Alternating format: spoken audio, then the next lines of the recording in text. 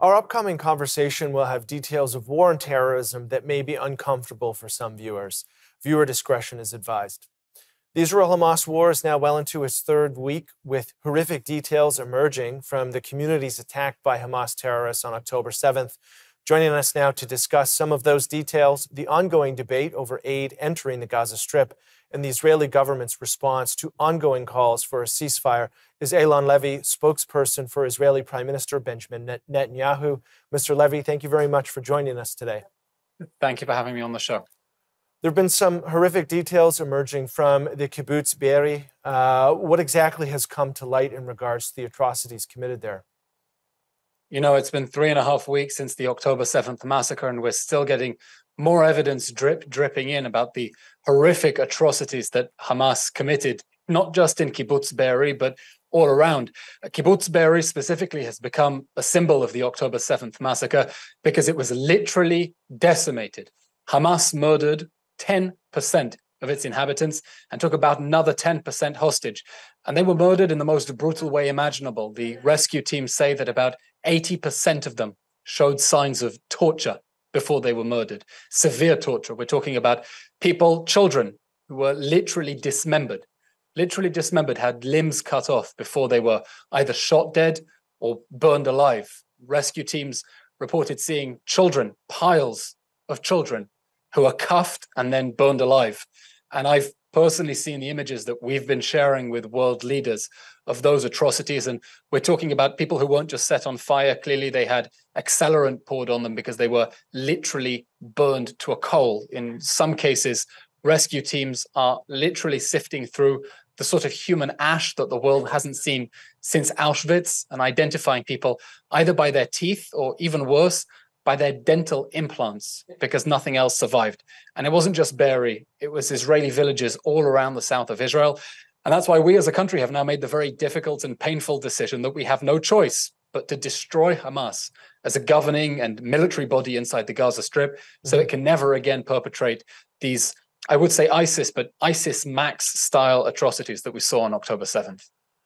And part of that response has included the bombing of an area near or in a refugee camp in Gaza. I know that that Saudi Arabia, Qatar, and the UAE have condemned the bombing. Your office has mentioned that you were targeting a Hamas leader or Hamas commander. Can you give us any insight into the individual whom you were targeting in that instance? The strike yesterday in Jabalia was against Ibrahim Biara, who was one of the top commanders of the Hamas armed forces, personally responsible for committing the October 7th massacre. And we targeted a tunnel that he was hiding in underground together with many other fighters and Hamas arms. Now, what happened is we struck that tunnel between the streets. And because Hamas had built a whole network of tunnels underneath civilian areas, arming them to the teeth with rockets, it appears that that caused some of the damage that we saw to nearby buildings, because Hamas had been using innocent people as human shields, innocent people who, by the way, Israel warned 2.5 weeks ago to get out of the way, and has been urging and repeating that call for people to get out of the way. By the way, most of them have. Most residents of northern Gaza have already evacuated to the south temporarily for their safety, as Israel has been urging them to do. We have a very difficult fight ahead. We're going after Hamas. We're going after every commander, every terrorist, every rocket launcher, every tunnel, so they can't be used to perpetrate anything like the October 7th massacre again. The problem is that Hamas has a deliberate strategy and a documented history of hiding behind and beneath civilians, because they know that Israel is going to go out of its way to keep them out of harm's way. So we're fighting with one arm tied behind our back and doing everything we can to get civilians out of harm's way, warning them to leave, giving them more than enough notice that we have by now sacrificed a lot of the element of surprise. But we want to get civilians out of the way so we can go after the perpetrators of October 7th. They're already threatening they want to do it again and again and again, and we won't let them. Never again means not now, not ever. And we have about 45 seconds before we have to go to break. In regards to those civilians who've evacuated, many have argued that there isn't enough aid getting in, but the president of Cyprus has suggested a sea corridor. Has the prime minister commented on whether or not he would approve of a sea corridor via Cyprus? We want to see humanitarian aid reach the people of Gaza through the border crossing with Egypt, the Rafah border crossing. How that aid is going to reach the land crossing with Egypt, that is something we're working with international partners. We want to see more aid going in. It's important that it reach the people of Gaza, as long as it not reach Hamas, because we're not going to allow the terror group that perpetrated October 7th to abuse the international community's goodwill in order to rearm and restock and continue its genocidal war against our people. Mr. Levy, before the break, we were talking about aid. Another important aspect here is connection to the internet. Elon Musk has offered his Starlink network, specifying that it would be used for verified humanitarian aid groups in Gaza. What is the PMO's position on this? I'm not going to comment on specific offers, other than to say that we will thwart any attempt to provide infrastructure or resources that will be abused by Hamas.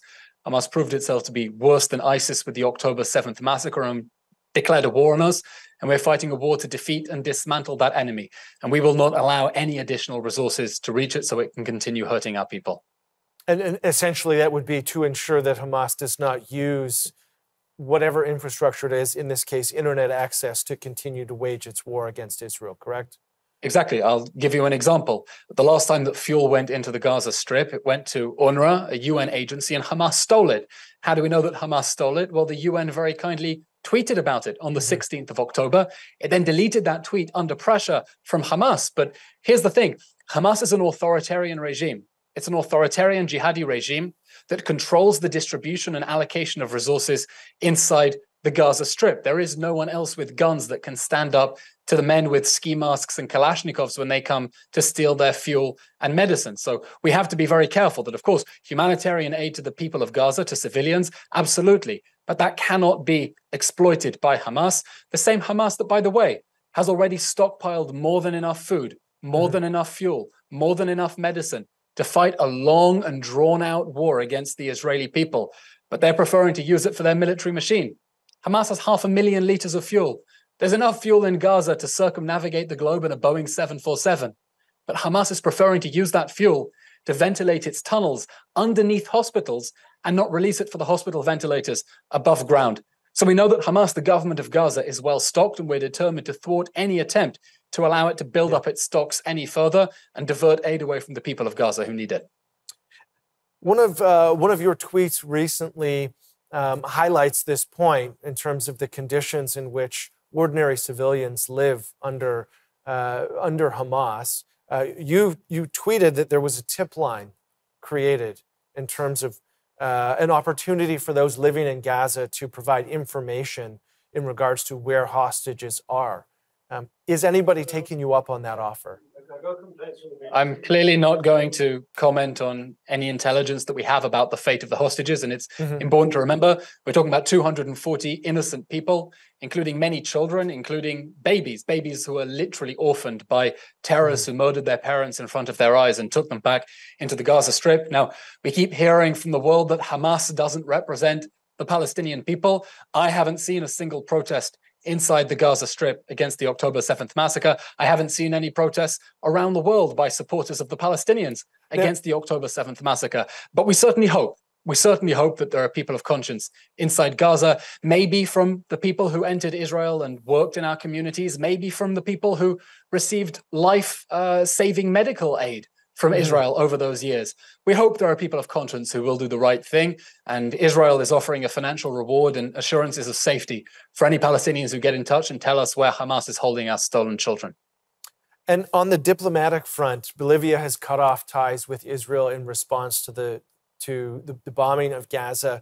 I know that those relationships with Bolivia are relatively new. They're roughly 3 years old. Has the Prime Minister provided any comment on the fraying of that relationship? We're providing an international coalition to fight Hamas just as the world fought ISIS, and we know that the free world is behind us. We know the Prime Minister of the UK says he wants Israel to win. The President of the United States says Israel will have everything it needs to win, and the President of France says that we must fight terror without mercy. So we know that democratic nations are on our side, that they know that the forces of jihad and Islamist terror can't get away with it, because if they do, and we tell democratic nations they can't defend themselves, that's telling them that they can do it again. And no country is going to stand up for itself. So I think when the dust settles, we're going to remember which were the nations of conscience that stood by our side in our darkest hour as we fought terrorism, and which nations succumbed to Hamas propaganda and cheap, petty slogans to try to score political points instead of standing on the right side of history and with us as we fight on the front lines of civilization. And we have about 30 seconds here. Can you provide any comment on the concept paper of suggesting moving Gazans to Egypt's Sinai? No, I have nothing to suggest on that. Obviously, we want people to get out of harm's way. We think that the foreign nationals Hamas is holding hostage inside the Gaza Strip by not letting them out should be released. But at the moment, we're focusing on destroying Hamas, destroying that terror organization. And hopefully, one day after this war is over, after the end of Hamas, the international community can help to rebuild the Gaza Strip in a way that will make sure that it is demilitarized and can never be used as a massive launch pad for rockets and death squads against the people of Israel again. Mr. Levy, thank you very much for your time. Thank you.